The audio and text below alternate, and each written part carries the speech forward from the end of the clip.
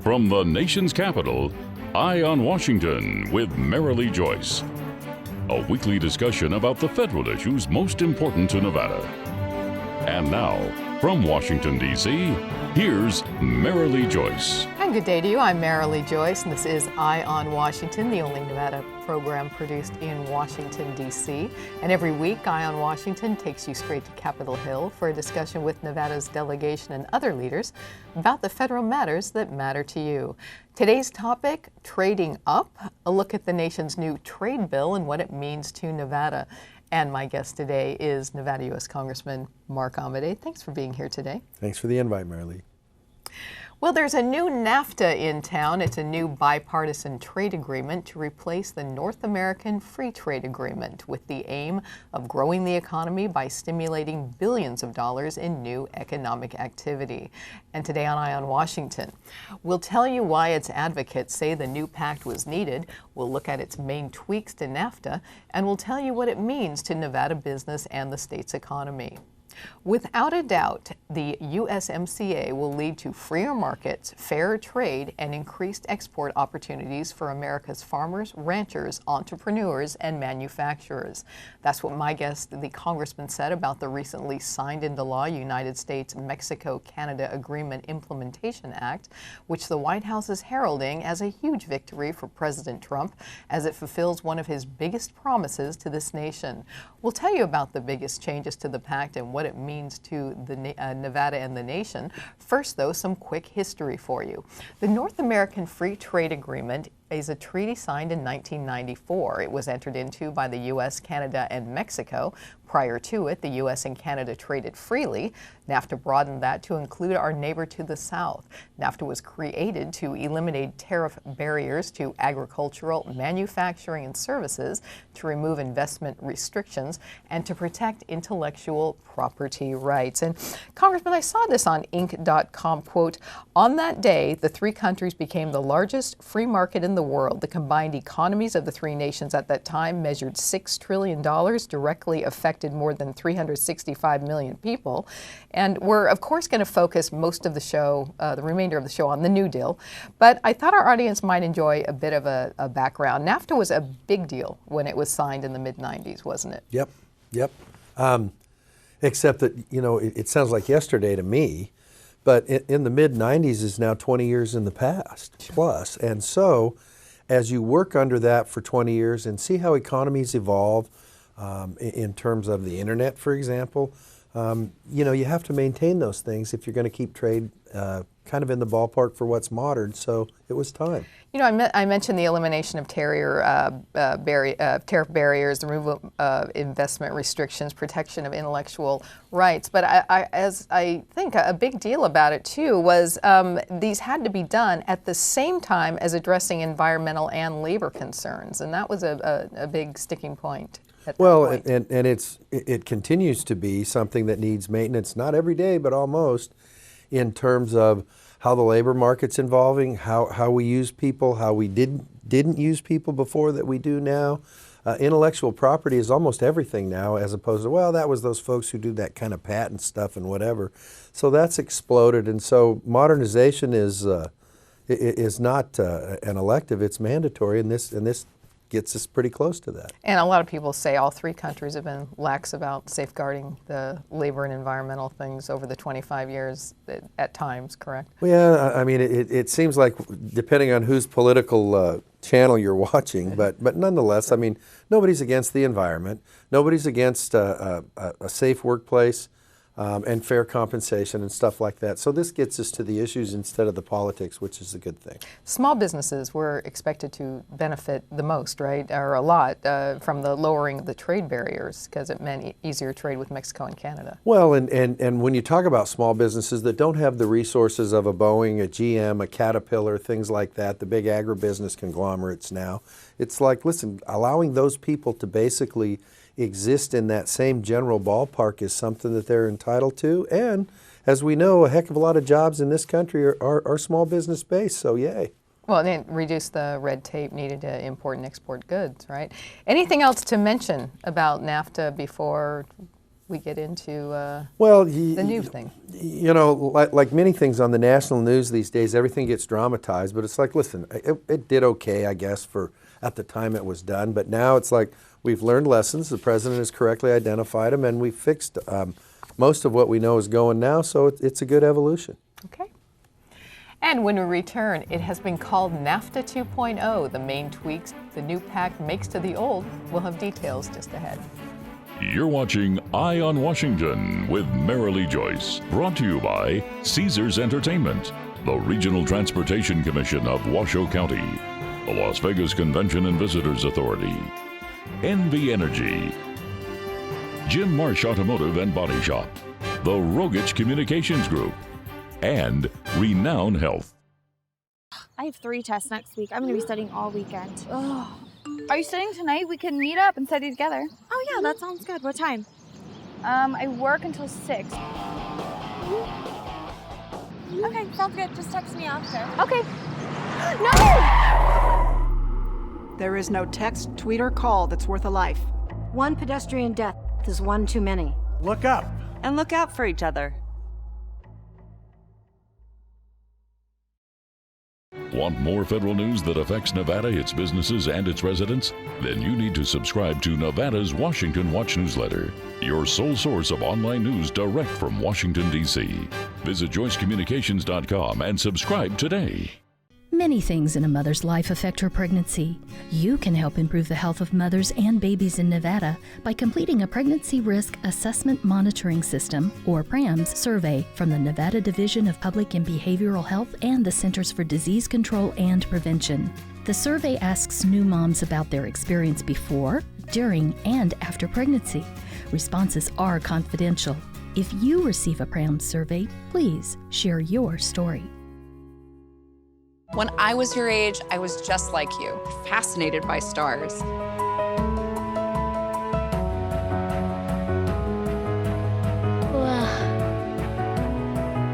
But now I get to search for life in the universe. And who knows, maybe life is looking for us too. So we're like aliens to them? Yeah. Does anyone want to be a scientist now? I do. Awesome. We need more girls in STEM. Maybe we can find aliens. Hey!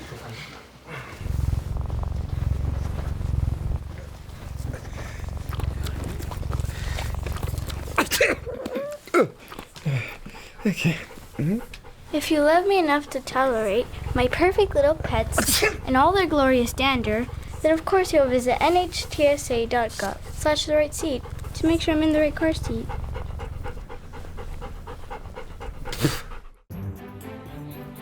Hi, welcome back to Eye on Washington, our look at the brand new trade agreement between the U.S., Canada, and Mexico and what it means to you in Nevada. My guest today, Nevada U.S. Congressman Mark Amodei. The United States trades more with Canada and Mexico than it does with our next 10 largest export markets combined. And when my guest voted for the agreement last December, he told the press that, quote, trade with just these two partners supports millions of jobs nationwide, including nearly 1,600 jobs in Nevada. Well, we'll talk about Nevada and trade in our next segment. For now, let's look at the new NAFTA and why my guest and other advocates believe it was high time for a replacement. The United States-Mexico-Canada Agreement Implementation Act, or USMCA, is a bipartisan trade deal negotiated by President Trump to replace NAFTA, with an aim of stimulating tens of billions of dollars in new economic activity. While there are many changes between the old and new agreements, most writing about USMCA stress the big 3 changes to trading rules among the 3 countries. Among them are higher thresholds for how much an automobile must be made in North America in order to trade vehicle duty-free, greater access to Canada's dairy market, and easier unionization for Mexican workers. Upon House passage of the bill, Congressman Amodei said, quote, as we told you earlier in the show, without a doubt, the USMCA will lead to freer markets, fairer trade, and increased export opportunities for America's farmers, ranchers, entrepreneurs, and manufacturers. And Congressman, I'm trying not to get too much into the weeds here, but would you agree with others who say that the main things are the auto, dairy, union parts? So that's the main focus of the bill. Well, in terms of dollars in trade, they are the larger ones that are impacted based on what the historical trade has been. So autos, a key thing is upping the percentage of the vehicle parts that must be produced in North America to avoid tariffs. That went from 62.5% to 75% of parts made here. Also, those making the parts have to earn at least $16 an hour, and that's a big effect on cheap Mexican labor, correct? Well, it is, and quite frankly, for those people that argue that, hey, we're exporting jobs, this is something that's aimed right at the heart of that, to say, hey, wherever you make that generator or that radio or that engine head or something like that, that you have to treat those workers somewhere in the same ballpark, so it's not one of those things where, quite frankly, American factories go dark because they can have somebody make it for less 1,000 miles south of here. You know, you've really emphasized in the press its impact on, quote, the modern economy. And you didn't just mean modern as in 25 years was NAFTA, and now 25 years later we're finally getting a new trade act. You've stressed its dedication to an entire chapter on digital trade. And you said, quote, this legislation will significantly maximize our potential to trade and invest in the digital age. Would you expand on that? Well, it's a function of how we do business versus even 10 years ago. And so when you're looking at that, where everything is electronic and digital and you move sums of money and products, and I mean, look at just what's happened with groceries. And that's not necessarily international per se, where you just go, hey, in the old days you used to have to go get them, or somebody have, and now it's all like somebody sitting at a keyboard and doing those things. Exactly. We need to reflect what the actual stream of commerce reflects these days. You know, not everyone loves the act. This from the American Institute for Economic Research, quote, the bottom line is that pretty much all that is new and unique in USMCA is protectionist and economically destructive. Now, there's no doubt that passing USMCA would lift the uncertainty that is plaguing trade and investors today, but that's a much different argument than saying USMCA would make the economy stronger. What are your thoughts on that? Well, I don't know when they said that, but you know, Benjamin Franklin said, well done is better than well said, and it sounds like we're in the middle of a lot of well done these days as far as jobs, as far as the stock market, as far as investment, as far as, you know, you name it, the wages that people are making. So I'm not sure where the black lining around that cloud is, but perhaps they could expand on that. Before we go to break, anything else we need to know about this new pact that I didn't get to? Well, I just think it's one of those things where, listen, we need to check back a year from now and see how things are going, but so far it's off to a good start. Okay. And when we return, are you sitting there thinking, yeah, but this doesn't affect me? Think again. We're going to tell you about its huge importance of trade to Nevada, and that's right after this.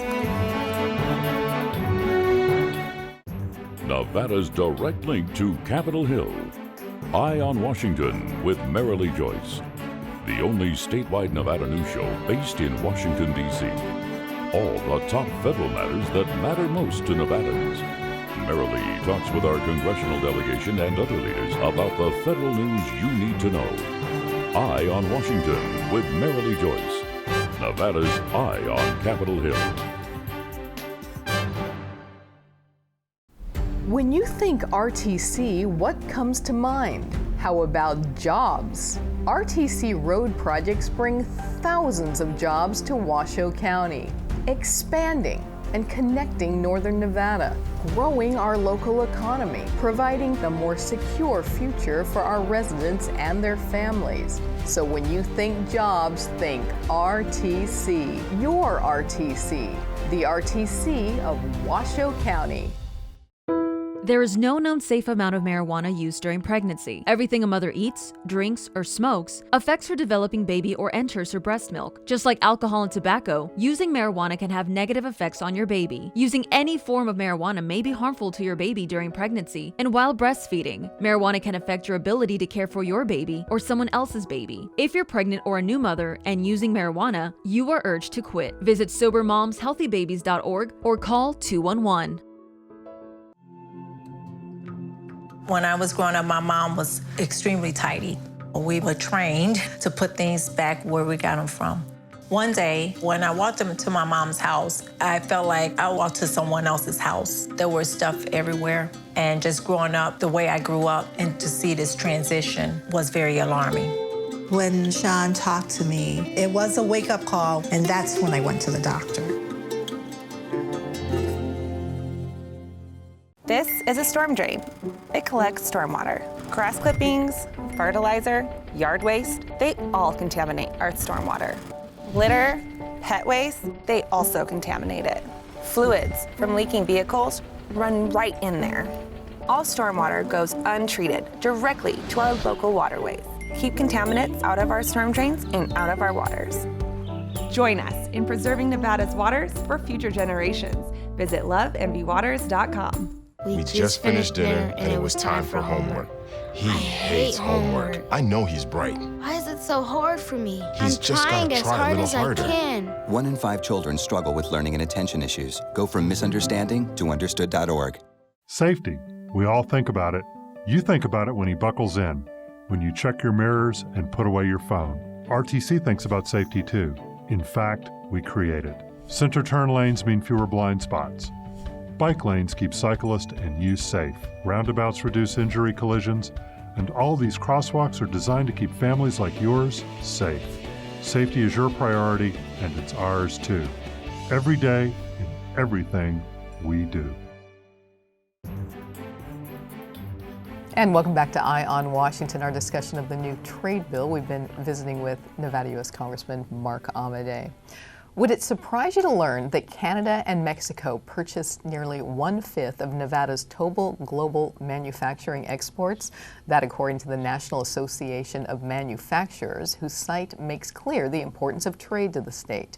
Citing 2018 statistics, the NAM says 1 out of 5 Nevada manufacturing businesses export to Canada and Mexico. That's nearly 350 firms, 77% of which are small and medium-sized businesses supporting local economies.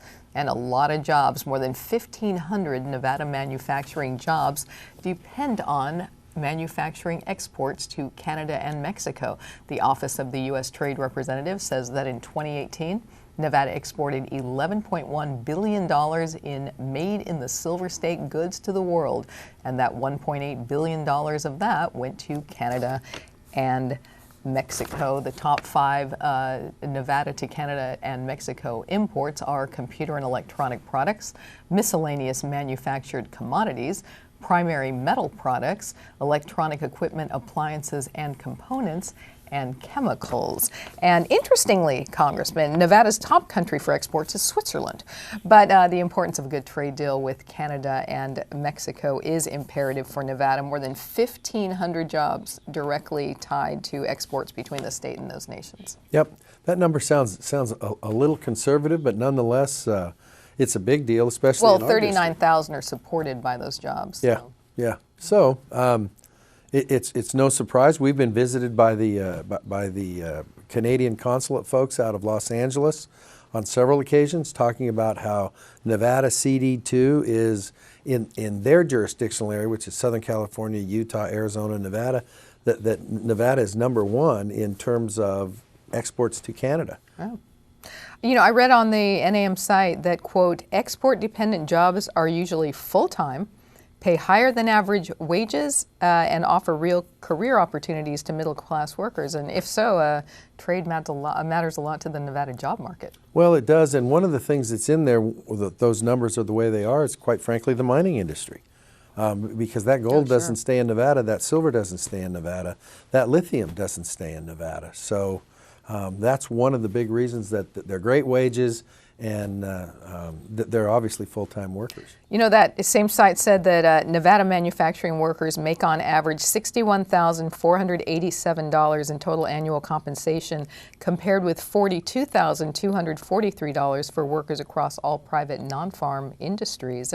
Anyway, I saw a statement from Congresswoman Titus mentioning her thoughts that it'll boost international travel and tourism. What do you think it means to Nevada's tourism industry? Well, obviously they like that in Las Vegas, and they like that to I mean, tourism throughout the state is important. Obviously, Eastern Nevada, Western Nevada also. But when the balance of trade is looking good, then people's value to spend that money in Nevada resort industry locations and restaurants and everything else is even higher, so it's a good deal.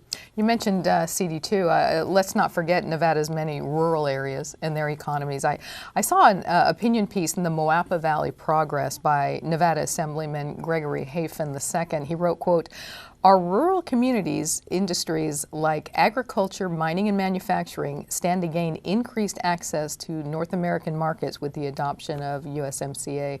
So that expanded access, that's big for your constituents. Well, it is, and he's hit the nail on the head. Obviously, we know about mining, but a lot of people don't realize what a big part of that ag is in terms of everything from alfalfa to cow-calf production and stuff like that. So it's one of the things that, quite frankly, the Canadians, this is where they shop in Nevada for a lot of those components, and we're glad they do. Anything else about the new bill and its meaning to Nevada before we close out this segment? Well, you know, the proof is in the pudding, but quite frankly, like I said, it's off to a good start, and we're looking forward to keeping an eye on it and letting Nevada businesses go do what they do best. Okay, and when we return, final thoughts on the importance of trade to a strong Nevada economy. That's after this. Nevada's direct link to Capitol Hill. Eye on Washington with Marilee Joyce. The only statewide Nevada news show based in Washington, D.C. All the top federal matters that matter most to Nevadans. Marilee talks with our congressional delegation and other leaders about the federal news you need to know. Eye on Washington with Marilee Joyce. Nevada's Eye on Capitol Hill.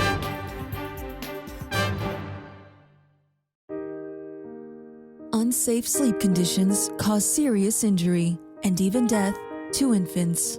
Never sleep with your baby on a sofa, in a chair, or in an adult bed. Protect the baby you love from becoming a tragic statistic. The only safe place for your baby to sleep is alone, on its back, in a crib, and in your room. For more information, visit cribsforkids.org.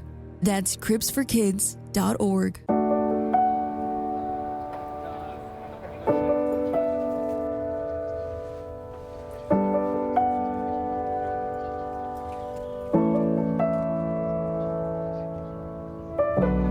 Even when you prepare, life doesn't always go as planned.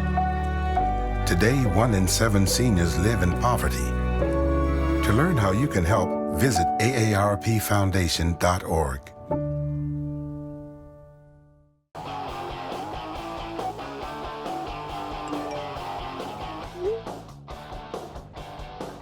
Are you studying tonight? We can meet up and study together. Just text me after. Okay. No! There is no text, tweet, or call that's worth a life. One pedestrian death is one too many. Look up. And look out for each other.